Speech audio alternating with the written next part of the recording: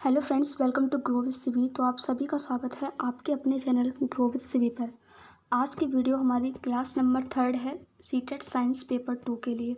इससे पहले science paper 2 की 2 क्लासेस कंप्लीट हो चुकी हैं और देखिए हमारी जो सीरीज़ है उसमें हम कंटेंट प्लस पीवाईक्यूज दोनों करते हैं। ठीक है, ये जो साइंस की सीरीज़ चल रही है इसमें मैं आपको पहले चैप्टर वाइज करवा रही हूँ। ये जो आपको चैप्टर वाइज करवा रही हूँ मैं, ये बिल्कुल आपकी 6 टू 8 की एनसीईआरटी है, वहाँ से करवा रही हूँ। और जो आपको क्वेश्चंस पूछे भी जाते हैं ना, या जो आपका सीटेट का एग्ज़ाम है उसमें एनसीईआरटी से ही पूछे जाते हैं। एक भी क्वेश्चन ऐसा नहीं होता है जो कि एनसीईआरटी से अलग हो, चाहे वो आपकी ईवीएस हो, चाहे फिर वो आपका साइंस हो, चाहे फिर आपका सोशल साइंस हो, या फिर वो आपका मैथ्स हो। ठीक है, इसलिए हम जो है 6 टू 8 की जो एनसीईआरटी है उसी के सारे चैप्टर जो है मैं आपको करवा रही हूँ। तो आज का जो चैप्टर है क्लास है, इसमें हम 2 चैप्टर पढ़ने वाले हैं। पहला जो चैप्टर है उसका नाम है सेपरेशन ऑफ सब्सटेंसेस यानी कि पदार्थों का पृथक्करण। और दूसरा जो चैप्टर है वो हम पढ़ेंगे इसी वीडियो में, मैग्नेट, जिसका नाम है चुंबक। आज मैंने 2 जो टॉपिक हैं, 2 चैप्टर इसलिए इंक्लूड किए हैं क्योंकि ये छोटे छोटे हैं, ज़्यादा बड़े नहीं हैं, तो आराम से एक वीडियो में कवर हो जाएंगे। इससे पहले मैंने एक एक ही आपको करवाया था चैप्टर, क्योंकि वो बड़े बड़े चैप्टर्स थे और इम्पोर्टेंट भी थे। और देखिए हर एक चैप्टर से क्वेश्चन आया हुआ है। पहले मैं आपको सारा कंटेंट बताऊंगी, उसके बाद बताऊंगी कि यहाँ से किस टाइप के क्वेश्चंस जो है पूछे गए थे। तो चलिए चैप्टर को स्टार्ट करते हैं। तो पहले इसका नाम ही समझ लेते हैं, सेपरेशन ऑफ सब्सटेंसेस यानी कि पदार्थों का पृथक्करण। पृथक्करण का मतलब होता है अलग करना किसी चीज़ को, यानी कि पदार्थों को अलग करना। ये होता क्या है, तो एक पदार्थ को दूसरे पदार्थ से अलग करना ही पदार्थों का पृथक्करण कहलाता है। जैसे जैसे देखिए आप चाय बनाते हो ना, तो चाय में आप क्या डालते हो, दूध, पानी, पत्ती, ठीक है, और अदरक, ये सब चीज़ें डालते हो। लेकिन आप क्या करते हो, जब आप चाय छानते हो तो छानने पर जो छलनी होती है उसमें आपकी पत्ती और अदरक एक छलनी में रह जाता है, और जो चाय होती है वो आपके कप में निकल जाती है। तो चाय और पत्ती, अदरक, ये दोनों पदार्थ क्या कर दिए हमने, छलनी की सहायता से अलग कर दिए। तो यही हमारा क्या कहलाता है, पदार्थों का पृथक्करण कहलाता है। ठीक है, और किसकी सहायता से अलग किए थे, हमने अलग किए थे छलनी की सहायता से। तो ये हमारा हो गया एक मेथड, एक विधि हो गई जिसकी सहायता से हमने इन दोनों पदार्थों को अलग किया था। अब हम देखते हैं नेक्स्ट पॉइंट क्या लिखा हुआ है कि पृथक किए जाने वाले पदार्थों के कणों के आकार और फॉर्म अलग अलग हो सकती है।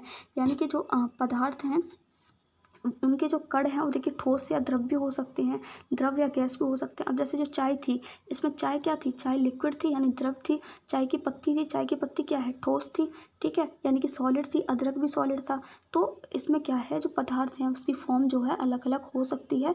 ठोस द्रव भी हो सकते हैं, द्रव गैस भी हो सकता है, ठोस और गैस भी हो सकता है। अब हम पढ़ेंगे इसकी विधियाँ, यानी कि इन पदार्थों को अलग करने की विधियाँ। देखिए ये जो मेथड्स है ना, वो आपके सीटेट के ईवीएस के सेक्शन में भी पूछे गए थे यहाँ से मेथड्स। तो ये इंपॉर्टेंट मेथड्स हैं, याद रखना।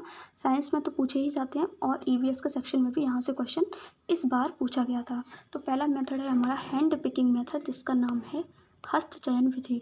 तो इसके नाम से ही पता चल रहा है, इसमें हम किसका यूज़ करते हैं, हाथों का यूज़ करते हैं जितनी भी अशुद्धियाँ यानी कि इम्प्योरिटीज़ होती हैं उनको अलग करने के लिए।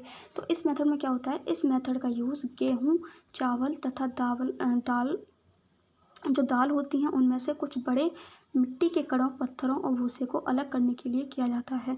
देखिए इसमें क्या होता है, बड़े बड़े कणों, जो बड़े बड़े कण होते हैं उनको अलग करने के लिए किया जाता है, क्योंकि बड़े बड़े कणों को हम अपने हाथों की सहायता से आसानी से उठा सकते हैं। और इसमें जो अशुद्धियों की मात्रा होती है वो बहुत कम होती है, यानी कि ज़्यादा अशुद्धियाँ नहीं होती हैं, ज़्यादा गंदगी नहीं होती है, तो हम इसको आसानी से साफ़ कर सकते हैं। इसके लिए यह जो मेथड है हस्त चयन विधि बहुत अच्छा है। जैसे आपने देखा होगा कि जब भी आपकी मम्मी वगैरह चावल बनाती हैं या दाल वाल बनाती हैं, तो उससे पहले वो क्या करती हैं, उनको साफ़ करती हैं, चावलों को या फिर दाल को साफ़ करती हैं। उसमें से जो अशुद्धियाँ होती हैं, कुछ बेकार कण होते हैं, उनको बीन लेती हैं। और वो किसकी सहायता से बीनती हैं, तो वो उनको अलग करती हैं अपने हाथों की सहायता से। तो आई होप कि ये मेथड आपको समझ में आ गया होगा। नेक्स्ट मेथड जो है वो है थ्रेशिंग, जिसका नाम है ताड़ना या फिर भूसी निकालना। तो ये जो थ्रेशिंग मेथड है, इसमें क्या होता है, इस मेथड में डंडियों से अन्न कणों तथा अनाज को अलग अलग किया जाता है। इसमें डंडी को पत्थर या दीवार पर मारते हैं जिससे अनाज दाना अलग हो जाता है।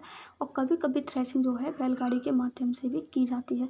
तो देखिए ये जो थ्रेशिंग है ना बैलगाड़ी के माध्यम से पुराने ज़माने में की जाती थी, जो ओल्ड टाइम था उसमें की जाती थी। अब तो थ्रेशिंग की क्या आ गई हैं, मशीन्स आ गई हैं जिनकी सहायता से ईजीली थ्रेशिंग की जा सकती है। लेकिन बात करें इस मेथड की, तो इस मेथड को समझते हैं। देखिए अगर आपने गेहूँ की बाल देखी होगी, गेहूँ का पेड़ देखा होगा, बाल जैसी होती है, कुछ तरीके की डंडी होती है उसके ऊपर, ठीक है। फिर उस तरीके की एक बाल होती है जिस पर छोटे छोटे ऐसे करके गेहूँ लटके होते हैं, ऐसे करके, ठीक है। अब ये गेहूँ आपको दिखाई नहीं देंगे, उसके ऊपर से भी एक कवरिंग की हुई होती है।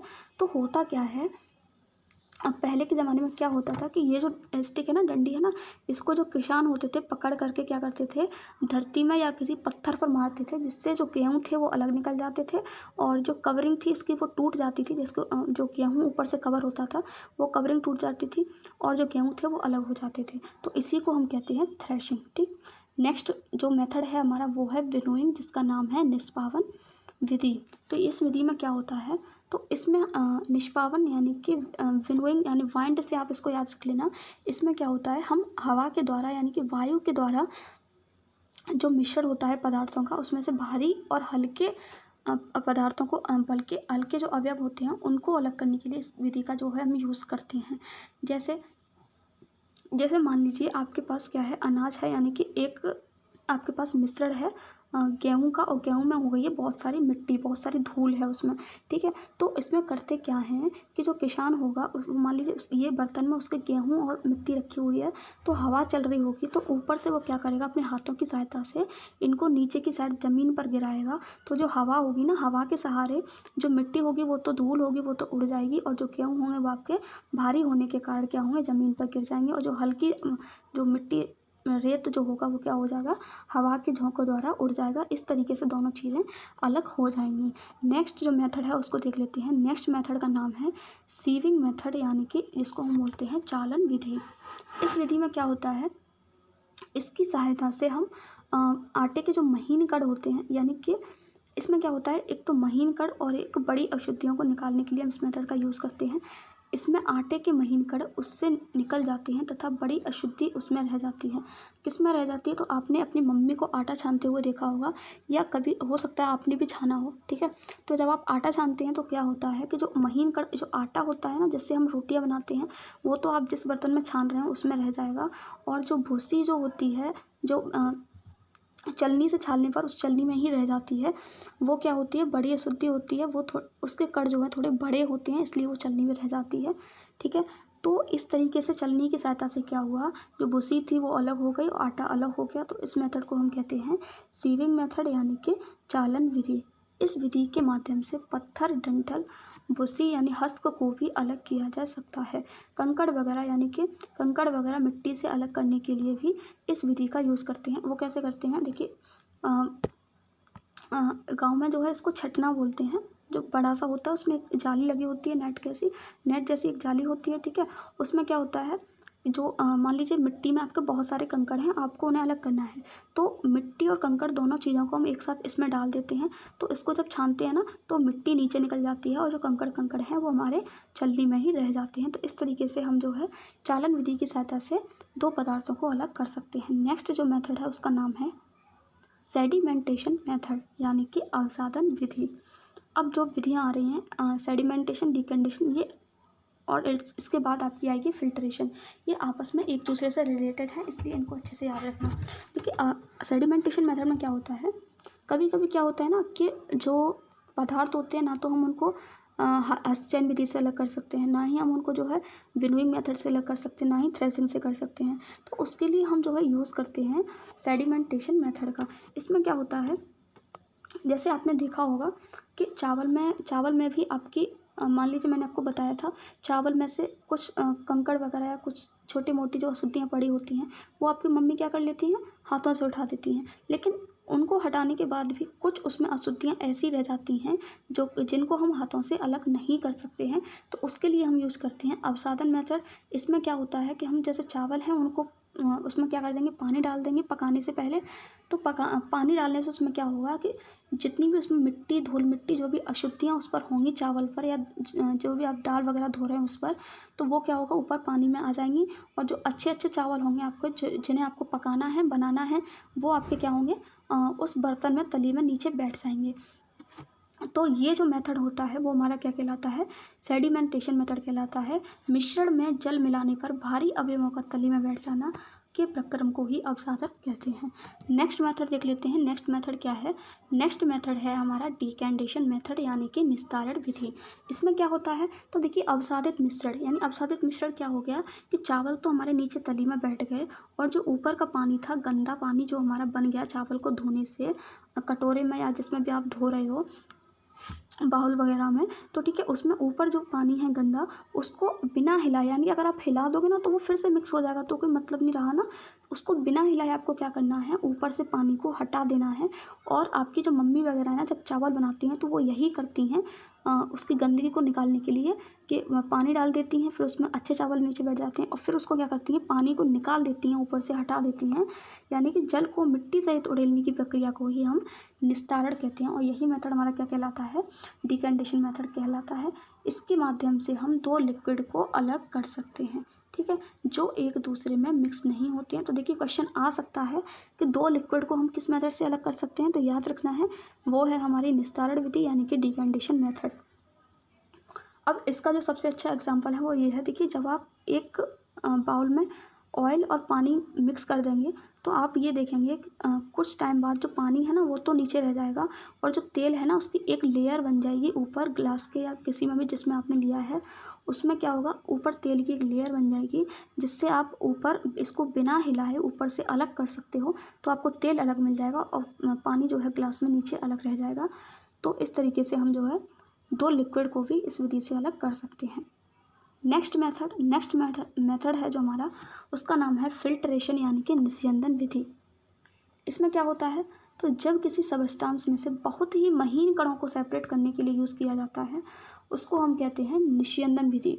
जैसे कि आपने सुना होगा कि बहुत से लोग आजकल फ़िल्टर करके पानी पीते हैं, यानी फ़िल्टर का पानी पीते हैं। तो उसका मतलब क्या है, देखिए पानी में से आप जो है अशुद्धियों को ना तो हाथों की सहायता से अलग कर सकते हैं, ना तो आप डिकैंडेशन की सहायता से अलग कर सकते हैं, ना ही आप जो है चालन विधि से अलग कर सकते हैं। कोई भी मेथड यूज़ नहीं करेगा, आप जो है उसको फिल्ट्रेशन की हेल्प से कर सकते हैं। क्यों, क्योंकि फ़िल्टर विधि की सहायता से हम बहुत ही महीन कणों को अलग कर सकते हैं। तो ये आपको याद रखना है कि महीन कणों को हम फ़िल्टर विधि से अलग करते हैं, ठीक। तो डिकैंडेशन यानी अवसादन के बाद भी क्या होता है कि जो हमारा पदार्थ होते हैं उसमें कुछ इम्प्योरिटीज़, कुछ अशुद्धियाँ जो है रह जाती हैं, उनको फिल्ट्रेशन, उनको जो हम किसके सहायता से अलग करते हैं, उसको हम अलग करते हैं फिल्ट्रेशन, यानी कि निस्यंदन विधि की सहायता से। जैसे चॉक को पानी से अलग करना, और पनीर को जो हम लिक्विड से अलग करते हैं, वो भी फ़िल्टर मेथड ही कहलाता है। कैसे करते हैं, जब आप अगर आपने घर में पनीर बनाया होगा, तो आप एक कॉटन की जो कपड़ा है उसमें क्या करते हो, दूध को फाड़ने के बाद जो है उसमें डालते हो, और जो दूध होता है ना वो नीचे निकल जाता है, जो पानी सा होता है, और जो आपका फटा हुआ जो होता है, जो आगे चलकर पनीर बनता है, वो उस कपड़े में ही रह जाता है। तो ये क्या हो गया, आपका फिल्ट्रेशन हो गया।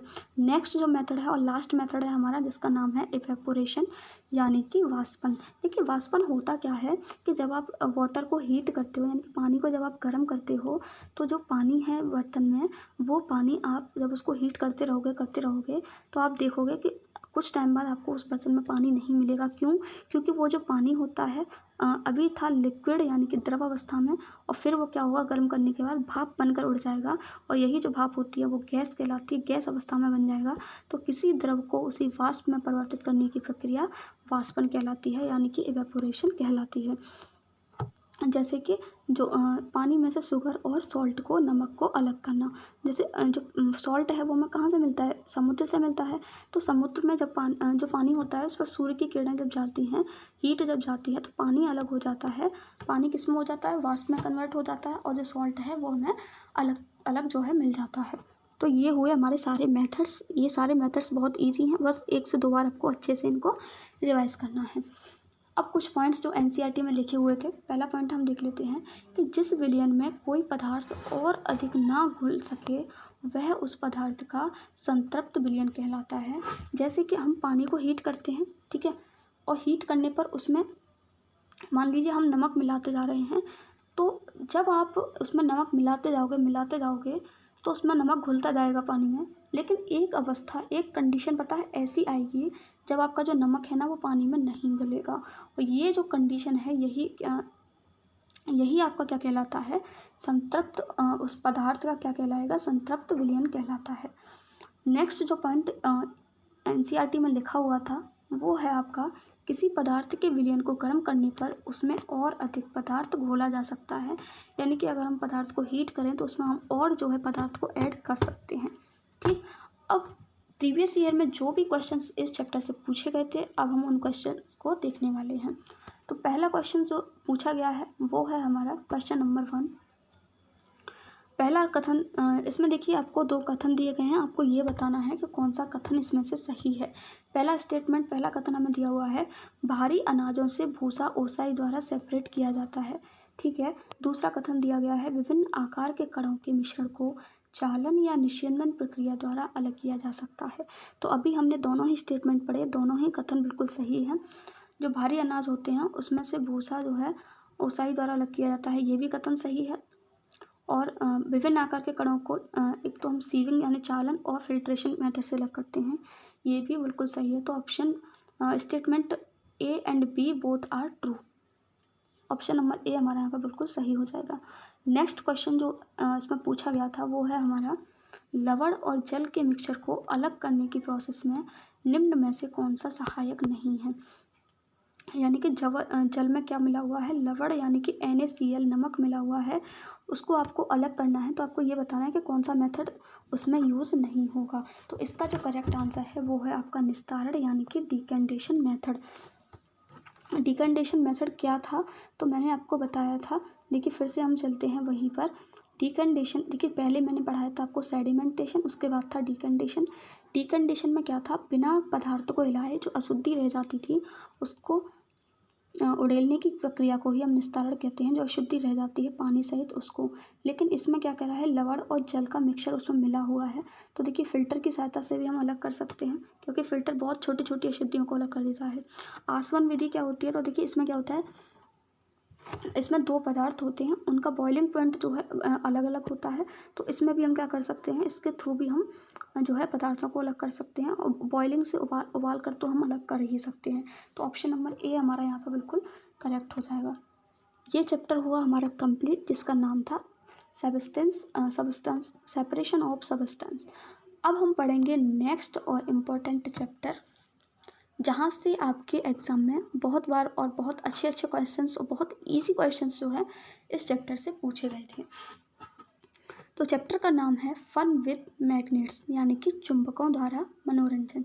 तो बात करते हैं पहले इसकी खोज की।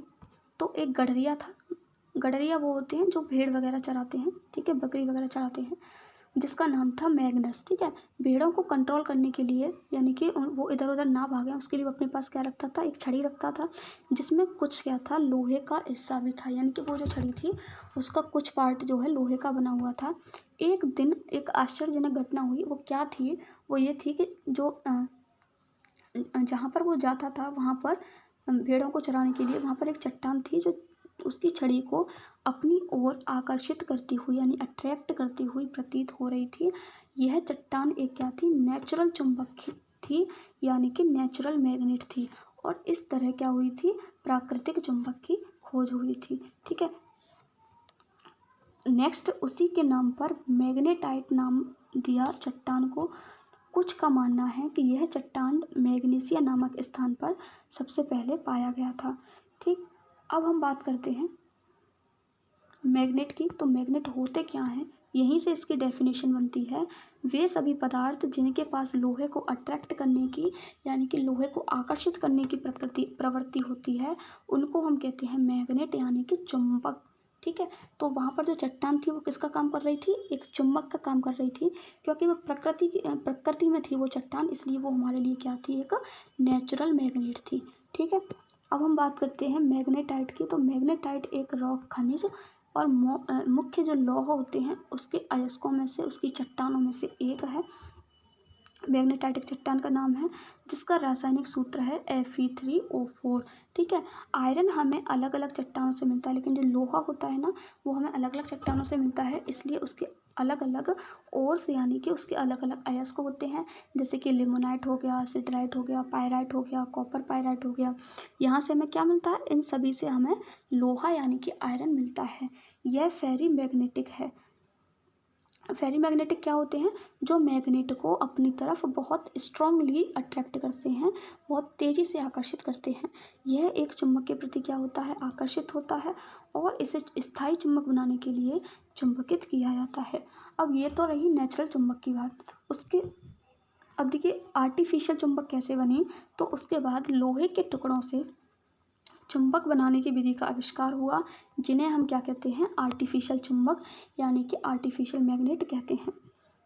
अब हम बात करते हैं दो प्रकार के पदार्थ की। एनसीईआरटी में बात हुई है। पहला है हमारा चुंबकीय पदार्थ, दूसरे होते हैं हमारे अचुंबकीय पदार्थ। बहुत ईजी है। वे पदार्थ जो मैग्नेट की ओर आकर्षित होते हैं, यानी चुंबक की तरफ अट्रैक्ट होते हैं, वो हमारे कहलाते हैं चुंबकीय पदार्थ। जैसे जैसे हमारे लोहा, आयरन हो गया, कोबाल्ट हो गया, निकेल हो गया, जितनी भी धातुएं होती हैं मोस्टली, वो क्या होती हैं? हमारी मैग्नेट की तरफ अट्रैक्ट होती हैं, चुंबकीय पदार्थ कहलाती हैं। वे पदार्थ जो मैग्नेट की तरफ अट्रैक्ट यानी चुंबक की तरफ आकर्षित नहीं होते हैं, वो हमारे अचुंबकीय पदार्थ कहलाते हैं। जैसे लकड़ी क्या होगी? चुंबक की तरफ आकर्षित नहीं होगी। प्लास्टिक हो गया, प्लास्टिक भी नहीं होगी। रबड़ हो गई, रबड़ क्या होगी? नहीं होगी। ठीक है, तो आई होप कि ये दोनों पॉइंट्स आपके समझ में आए होंगे। नेक्स्ट जो पॉइंट एनसीईआरटी में लिखा था, रेत और मिट्टी से लोहे के कणों को चुंबक के माध्यम से निकाल सकते हैं। यानी कि अगर एक बर्तन है, उसमें रेत है, मिट्टी है, ठीक है, उसमें क्या है? लोहे के कुछ कण हैं, तो आपको क्या करना है? लोहे के कणों को इस मिट्टी में से अलग करना है। तो आप कब तक उसको अलग करोगे? तो आप इसको बहुत ईजिली अलग कर सकते हो मैग्नेट की सहायता से। आप उसमें मैग्नेट डालोगे तो जितने भी लोहे के टुकड़े होंगे ना, वो सभी चुंबक से क्या होंगे? चिपक जाएंगे। ठीक, नेक्स्ट मैग्नेट के बारे में पॉइंट्स लिखे हुए हैं। अधिकतर जो लोहे का बुरादा होता है, वो छड़ चुंबक के दोनों सिरों के पास चिपकता है। अब देखिए, मैं यहाँ पर बात कर रही हूँ मैग्नेट की। तो मान लीजिए ये हमारी मैग्नेट है, ठीक है। तो मैग्नेट में दो पोल होते हैं। एक होता है हमारा नॉर्थ पोल यानी कि उत्तरी ध्रुव, और दूसरा होता है हमारा साउथ पोल यानी कि दक्षिणी ध्रुव। तो जो लोहे का बुरादा होता है ना, वो सबसे ज़्यादा चुंबक के ध्रुवों पर यानी कि स्रों जो सिरे होते हैं नॉर्थ पोल और साउथ पोल, सबसे ज़्यादा यहीं पर चिपकता है, ना कि बीच पर। ठीक है, ये क्वेश्चन आया हुआ है, याद रखना। चुंबक के ध्रुव इन सिरों के बहुत नज़दीक होते हैं। चुंबक के सिरों को ध्रुव कहा जाता है। तो मैंने आपको बता ही दिया। एक छोर को उत्तरी ध्रुव कहते हैं और दूसरे को दक्षिणी ध्रुव कहते हैं। ठीक है, नेक्स्ट, एक स्वतंत्र चुंबक की छड़ी को घुमाने से वह विरामावस्था में सदैव एक ही दिशा में रुकता है। ये याद रखना, यहाँ से क्वेश्चन आया हुआ है। जो नॉर्थ साउथ होती है, ये डायरेक्शन पूछी गई थी। ठीक है, जब हम एक मैग्नेट को घुमाएंगे, ठीक है, घुमाने पर वो जब भी रुकेगी ना, जब आप उसको घुमाओगे, तो वो हमेशा एक दिशा में रुकती है, और वो दिशा है हमारी नॉर्थ साउथ यानी कि उत्तर दक्षिण। मैग्नेट का यूज़ डायरेक्शन यानी कि दिशा बताने में भी किया जाता है। और कब किया जाता था इसका यूज़? बहुत लंबे समय तक मैग्नेट का यूज जो है डायरेक्शन बताने के लिए किया गया था। बाद में चुंबक के इस गुण पर आधारित एक युक्ति विकसित हुई थी, जिसको हम कंपास के नाम से जानते हैं। तो याद रखना, कंपास क्या होता है? डायरेक्शन बताने की एक युक्ति होती है। ठीक है, डायरेक्शन देखने के लिए यूज़ की जाती है। कंपास सामान्यतः क्या होती है? कांच के ढक्कन वाली एक छोटी डिब्बी होती है। आई होप कि आप सभी ने देखी होगी, कुछ गोल टाइप में एक कांच की डिब्बी होती है। इसके अंदर एक चुंबकित क्या होती है? सुई होती है डिब्बी के अंदर, जो एक धुरी पर लगी होती है, जो क्या होती है? स्वतंत्रता पूर्वक घूमती है। कंपास में एक डायल भी होता है। डायल कैसे कहते हैं? ये जो ऐसे करके होते हैं ना, घड़ी में भी आपने देखे होंगे इस तरीके के मार्क जो लगे होते हैं, इनको हम कहते हैं डायल, जिस पर क्या होती हैं? दिशाएं अंकित होती हैं। जैसे यहाँ पर हो गया आपका साउथ, ये हो गया आपका नॉर्थ, इस तरीके से, सॉरी, ये हो गया ईस्ट, ये हो गया वेस्ट, यहाँ हो गया आपका नॉर्थ, ये हो गया साउथ, इस तरीके से दिशाएं उस पर अंकित होती हैं। और जहाँ कंपास को हम उस स्थान पर रखते हैं जहाँ हमें दिशा यानी कि डायरेक्शन का निर्धारण करना होता है। कंपास हम तब तक घुमाते हैं जब तक डायल पर अंकित उत्तर दक्षिण के चिन्ह सुई के दोनों सिरों पर ना आ जाएं। चुंबकीय सुई के उत्तरी ध्रुव की पहचान के लिए भिन्न रंगों का पेंट किया जाता है, जैसे कि एक उस पर रेड मार्क भी होता है, अगर आपने ये देखी होगी तो। अब हम बात करते हैं, एक जो है एक्सपेरिमेंट दिया गया था एनसीईआरटी की बुक में कि आप जो है घर पर किस तरीके से मैग्नेट जो है अपनी खुद की बना सकते हो। तो इसको बात करते हैं। तो इसमें आपको क्या करना है, सबसे पहले एक लोहे का आयताकार टुकड़ा लेना है, इस तरीके का एक लोहे का आयताकार टुकड़ा लेना है, ठीक है। और इसको मेज़ पर रख लेना है। ये मान लीजिए मेज़ पर रखा हुआ है लोहे का टुकड़ा। अब क्या करना है, अब एक छड़ चुंबक लें, एक आपको मैग्नेट लेनी है और इसका कोई एक ध्रुव यानी कि नॉर्थ पोल या साउथ पोल कोई एक पोल ले लो, लोहे की छड़ के एक सिरे पर रखें, यानी कि मैंने यहाँ पर इसका मैग्नेट का नॉर्थ पोल रख दिया, ठीक है। चुंबक को बिना हटाए लोहे के दूसरे सिरे तक ले जाएं, यानी कि आपको चुंबक को हटाना नहीं है, ऐसे करके सीधे सीधे सीधे यहाँ तक चुंबक को लाना है, ठीक। चुंबक हटाएं, यानी कि यहाँ या इस सिरे से इस सिरे तक लाने के बाद आपको यहाँ पर आकर चुंबक हटानी है और फिर से उसी सिरे पर रखें और फिर उठा करके यहाँ पर फिर से रखनी है और फिर से इसी प्रोसेस को यहाँ ऐसे खिसकाना है और फिर से उठा कर लाना है और फिर से इसी तरीके से खिसकाना है। ये प्रोसेस आपको 30 से 40 बार करनी है और आप ये देखोगे कि जो लोहे का टुकड़ा था, जो आयताकार टुकड़ा हमने लिया था, वो चुंबक में बदल जाएगा, मैग्नेट में बदल जाएगा। लेकिन आपको एक बात इसमें ध्यान रखनी है कि जो मैग्नेट का ध्रुव था उसकी दिशा नहीं बदलनी चाहिए, ठीक है। यानी कि अगर नॉर्थ पोल को ही आप इस तरीके से खींच कर ले जा रहे हो तो नॉर्थ पोल को ही आपको बार बार इसी डायरेक्शन में ले जाना है। ऐसा नहीं है कि आप यहाँ पर आकर के दोबारा से अब की बार जो है साउथ पोल कर दो, ठीक है। नेक्स्ट स्टेटमेंट, जहाँ से मोस्ट इम्पॉर्टेंट पॉइंट्स हैं ये याद रखना, जहाँ से जो है क्वेश्चन पूछा गया था। दो चुंबकों के असमान ध्रुव एक दूसरे को आकर्षित करते हैं जबकि समान ध्रुवों में परस्पर प्रतिकर्षण होता है। यानी कि नॉर्थ पोल, जब एक चुंबक के, मान लीजिए एक चुंबक ये है, यहाँ पर हो गया आपका नॉर्थ पोल, ये हो गया साउथ पोल। एक चुंबक ये यहाँ पर हो गया इसका नॉर्थ पोल, इसका हो गया साउथ पोल, ठीक है। जब चुंबक के ध्रुव जो है एक जैसे होते हैं, जैसे कि अगर आप इन दोनों को पास पास लाओगे ना तो ये अभी कैसे, यहाँ पर भी नॉर्थ पोल है, यहाँ पर भी नॉर्थ पोल है, तो ये एक जैसे हैं, तो ये क्या होगा, इसमें प्रतिकर्षण होगा। यानी कि ये दूर, प्रतिकर्षण का मतलब है ये एक दूसरे से दूर हटेंगे, एक दूसरे से चुंबक क्या होंगी, दूर भागेंगी। लेकिन अगर यहाँ पर जो है, यहाँ पर आपका नॉर्थ पोल है, ऐसे करके चुंबक रखी हुई है और ये वाली चुंबक आपकी इस तरीके से रखी हुई है, तो यहाँ आप देख रहे हो यहाँ पर इसका नॉर्थ पोल है, यहाँ साउथ पोल है, यानी कि ध्रुव अलग अलग हैं, असमान ध्रुव हैं। तो चुंबकें क्या होंगी, जब आप इनको पास लाओगे तो एक दूसरे से अट्रैक्ट करेंगी, ये एक दूसरे के पास आएंगी, तो इसको हम कहते हैं आकर्षण, ठीक। अब प्रतिकर्षण क्या होता है, तो प्रतिकर्षण is the test of a magnet, यानी कि repulsion is the short test of magnet. प्रतिकर्षण होता है वो एक चुंबक का निश्चित परीक्षण होता है, ठीक है। इसकी सहायता से आप ज्ञात कर सकते हो कि हाँ ये जो है चुंबक है। ये क्वेश्चन ये स्टेटमेंट में पूछा गया है, इसलिए याद रखना, repulsion is the sure test of a magnet. अब देखिए चुंबकें खराब कब हो जाती हैं, तो ये भी आपसे भी क्वेश्चन आया हुआ है। यदि चुंबक को हम गरम करें या फिर हथौड़े से पीटें या फिर हम उसको ऊंचाई से गिरा दें या फिर हम उनका उचित रखरखाव ना करें तो वह अपने गुणों को खो देती हैं, फिर वह चुंबक की तरह बिहेव नहीं करती हैं, ठीक है। छड़ चुंबकों को सुरक्षित रखने के लिए हमें क्या करना चाहिए, उनके जोड़ों के असमान ध्रुवों को पास पास रखना चाहिए। यानी कि यहाँ पर नॉर्थ पोल है तो यहाँ पर इस वाले चुंबक का साउथ पोल होना चाहिए, इनके ध्रुवों को अलग अलग करके रखना चाहिए, ठीक। चुंबकों को, नेक्स्ट पॉइंट, चुंबकों को लकड़ी के टुकड़े से अलग करके इनके सिरे पर नरम लोहे के टुकड़े लगाने चाहिए इनको सुरक्षित रखने के लिए। और लास्ट पॉइंट, चुंबकों को कंप्यूटर, सीडी और मोबाइल से दूर रखना चाहिए, नहीं तो ये क्या हो जाती हैं, ख़राब हो जाती हैं। तो ये रहा हमारा मैग्नेट का चैप्टर, फिनिश हो गया।